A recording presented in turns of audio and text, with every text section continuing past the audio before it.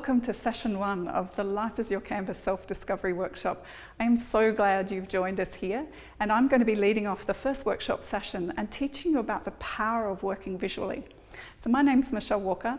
I'm a creative mindset coach and facilitator, and I live on the east coast of Australia in the most beautiful part of the world, on a farm with my husband and lots of wildlife. So I have a joyous life, and when I tell people what I do for work, they think I have the best job in the world, and I have to agree with them. So my excitement is about helping people generate ideas and think differently through the use of creative and visual thinking techniques. And that's part of what I'm going to teach you here today. But before I do, I just want to tell you a bit of my story and how I came to this kind of work. I haven't always done this work in terms of creative and visual thinking. I've had, I guess, a number of careers in the past. About a decade ago, I was working in government and very passionate about working with communities in environmental management. And my life got thrown up in the air, and I realised at that point that not all the pieces were going to come back down to earth. So I took a sabbatical and I went off to Spain and lived and studied language. And at that time, I discovered a passion for design and for jewellery design in particular. That was the beginning of a big change in my life, and I became very keen to give my creativity as much oxygen as possible. So I lived where I had my career, in inverted commas, alongside a creative pursuit. And about 5 or 6 years ago, I decided I needed to find what was in between those two worlds that I was living. What was the creative space between having an art practice and also having a passion of working with people and helping them, as I was at the time, through planning and strategy, through visioning, and helping them to make decisions about their organisation or their community. And I worked a lot with groups in that format, so that was really very fulfilling work to help support groups make new decisions and new strategies about the future. But I also noticed that people were getting very used to the way of working in workshops, and I decided that I wanted to pursue creative thinking activities to help people really get the most out of time that they spent in those forums. So that came to, I guess, a journey where I started to introduce a whole lot of stimulus and activities that was really trying to get people to think differently when they were in their workshop mode and doing their activities. And so I came to this thing called graphic facilitation, and I've been doing that for a number of years. And it's led me to understand that I also get a great joy from working one-on-one with people.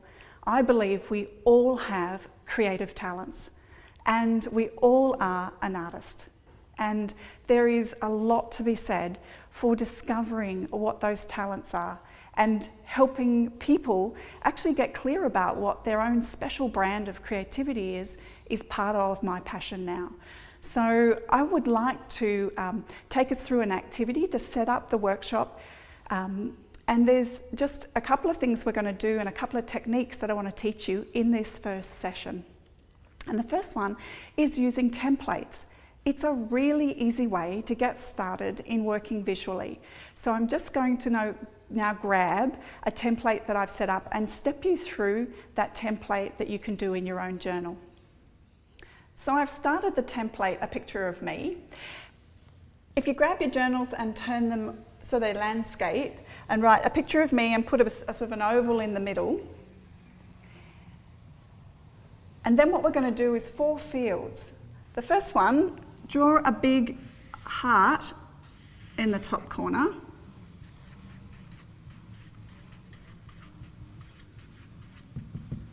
And write my passions. Top right-hand corner,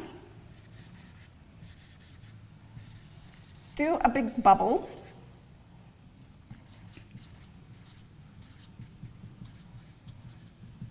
And this is my beliefs. Bottom left, a little bow on a box.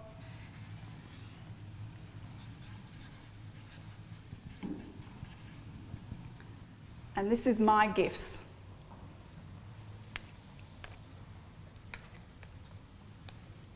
And the last field, do a big exclamation mark.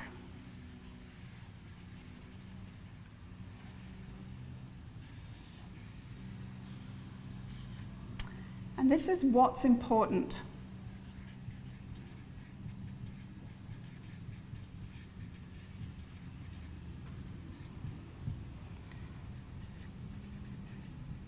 What's important to me? So the idea is that you can get quite a lot of information on one page, and this is a really good way of taking a snapshot for yourself at a point in time. And we're using this to delve into the things that are really important for you. So this can be part of the setup for the whole of the workshop that you'll be doing, and you can come back and revisit this. So I usually fill this out, and in the middle here, I do a self-portrait of some sort. So what I want to teach you is how to draw faces and people. Because we find that when we're working visually, people connect with people. So if you're doing it for yourself or for your community group or maybe for your team or organisation, having people and faces actually really is very engaging. And we've got lots of reasons why working visually is important, but I find having people and faces is a really good way of increasing the engagement that's going to occur. So now it's your chance to have a go at filling out this template for yourself. So pause the tape, take the time, draw out the fields and fill them in. Have a bit of a think about what it is that you want to say about your passions and your beliefs, what you believe your gifts are and what's really important. And then come back and join the video when you're done. So here's one I prepared earlier. So I thought I might step you through what I've done, and hopefully you'll be able to see what's possible, and maybe you'll get some inspiration from points that I've raised. But you'll note that it's quite doable to just use a lot of text here. You don't have to do a super amount of drawing. The visual layout is really what's giving the strength to being able to allow the brain to very easily capture information in different fields. So my passions include designing awesome learning experiences for people, helping people find their own creativity, and making jewellery. We've mentioned that before, it gets a couple of Guernseys. I believe that everyone is creative, everyone has an artist in them, and I believe that working with another can be a really powerful avenue for transformation. My gifts, I think I'm pretty good at connecting with others and connecting them to the things that they need. I have pretty good creative energy, and I have a capacity to get beep done. What's important to me? Being present for family, friends, co-workers, people I work with, being 100% present for them. Continuing to learn. I'm a bit of a voracious learner. I'm a permanent student. I love making a difference, and gratitude is incredibly important. So I'm very grateful for my life. So that's a way that you can map out some information for yourself. And I've put my name and my date there. So what I'd like to do now is just run through some drawing activities, because drawing faces and people is a really important aspect to visual thinking, and that it's such an engaging element of what we do. So grab another sheet in your journal, and we're going to now do some practice, and I'll run you through how to draw faces and people. Right, let's get into drawing faces and people. This is lots of fun. Now, if you have a critical voice inside your head as you're drawing these, park it. And if that's really loud, make sure you do session number 6. Okay, so here is a very simple way to draw faces. Just draw some ovals. And the simplest face is just 2 dots for eyes, a long line for the nose, and a little curve for a mouth. If you want to make the faces look a little more individual, you can give a hook at the bottom of the nose, change the mouth shape around, maybe put eyebrows on. That looks often like a guy for me, so a big nose is like a guy.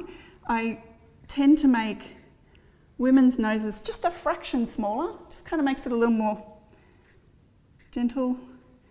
Again, you can put hair, earrings. So this is really to get you to have a bit of a play and then find what kind of face you want to draw for yourself in the middle of your this is my picture. So you can put lots of expression into faces just by moving the eyebrows around and doing different things. So if you drop the eyebrows down and make them straight, it looks very kind of serious.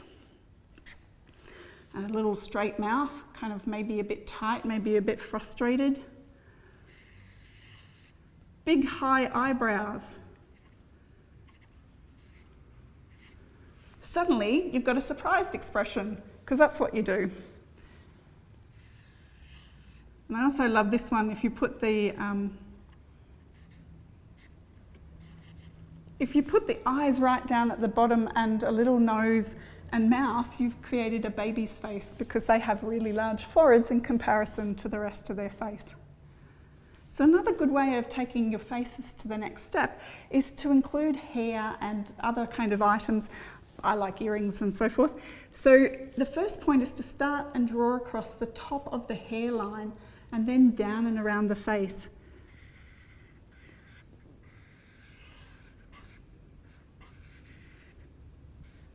So you draw that line first, the top of the hairline, and then the ear. So you sort of got a male face. Draw a little neck, circle, and shoulders. For a lady, you can do a similar sort of thing. So you're drawing a curve around to make it look like a hair, her hair.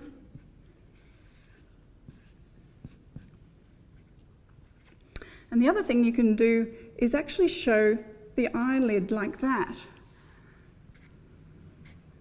Maybe you want to do a slightly more ornate and pointed lips, so maybe it looks a little more feminine. If you're a glasses wearer, you can I draw the glasses first, and then the eyes, like that.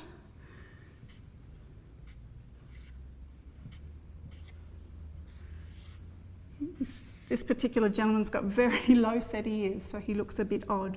I would normally do them up a bit low. Okay, so play with the hair and the faces, the shape of the head. You can do a big square head. You can play with the shape of the mouth and the nose, and you'll get quite different looks in terms of your faces. There's a couple of different ways of drawing people. So if you want to do a full person, the couple of different ways that you can do it, you can do the classic stick man. And Dan Rome's made an international career out of stick man. He says a third a head, third for the body, and third for the feet, because you put a lot of the expression into the head. So you want to have the head large so you can actually make that where all the action happens. So stickman, you can have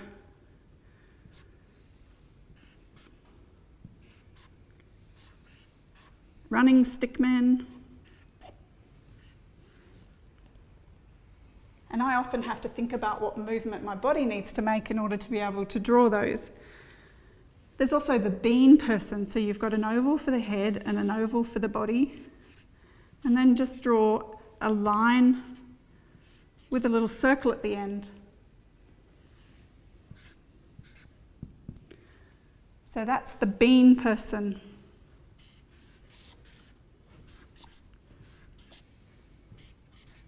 If you use a rectangle for the body,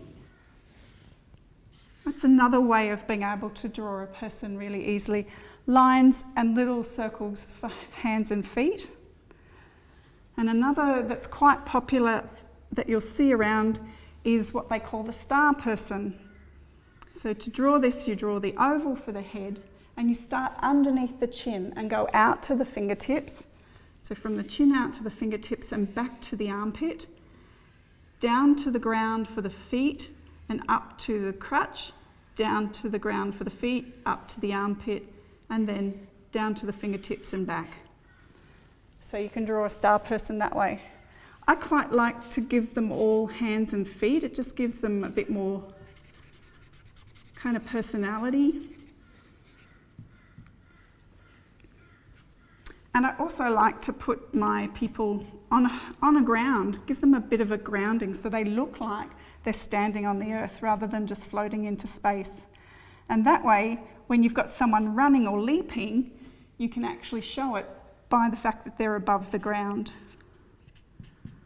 So that's some really simple ways of drawing expressions on a face, the difference between drawing a male and female face, play with the hair, play with the glasses and the earrings, jewellery and so forth.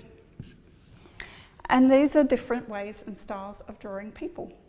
So now you can go and grab your journal after you've had a play and fill out that central oval that we've got on our template, the picture of me. Have a go at drawing a self-portrait and then you'll be done.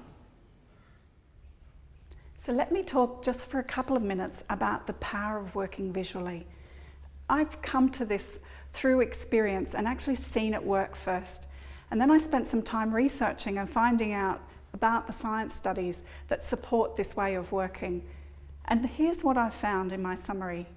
There's three main things about working visually that we need to understand. And it's important for the left side of the brain to have this data because it may come up. You may need to explain to someone else about why working visually is so powerful.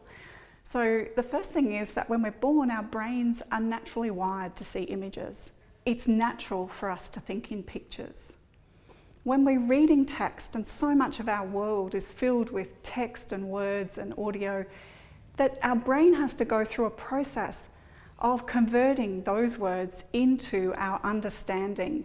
And that is through the process of relating it to an object and bringing up an image of it and an experience of it and maybe a memory of it.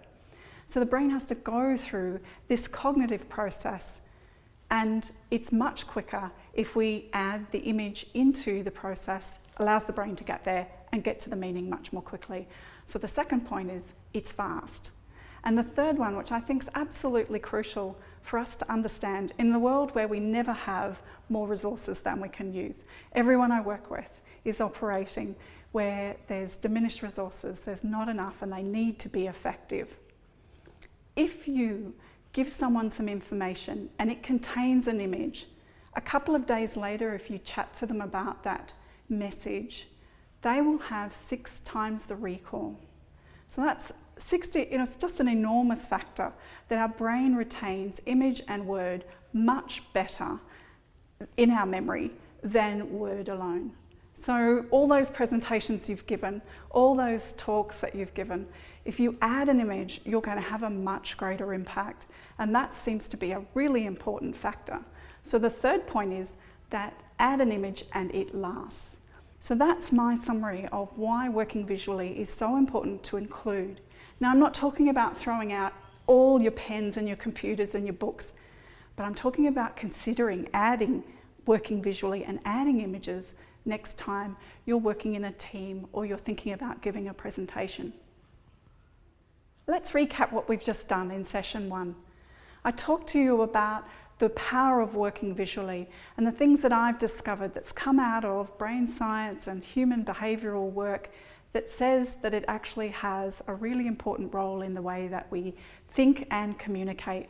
And that's because it's fast, it's natural, and it helps information last in our memories. I've run through a very useful tool, which is the template. And the example I used was the picture of me. And hopefully you've filled out the picture of me and you've had a bit of a go at learning how to draw faces and people. This is just the beginning, but I'd really like to encourage you to use your visual thinking skills throughout the whole workshop. So when you're taking notes, when you're listening to the presenters, when you're actually getting involved in the activities that we're presenting, will be really useful for you to practice your visual thinking skills. So I encourage you to do that.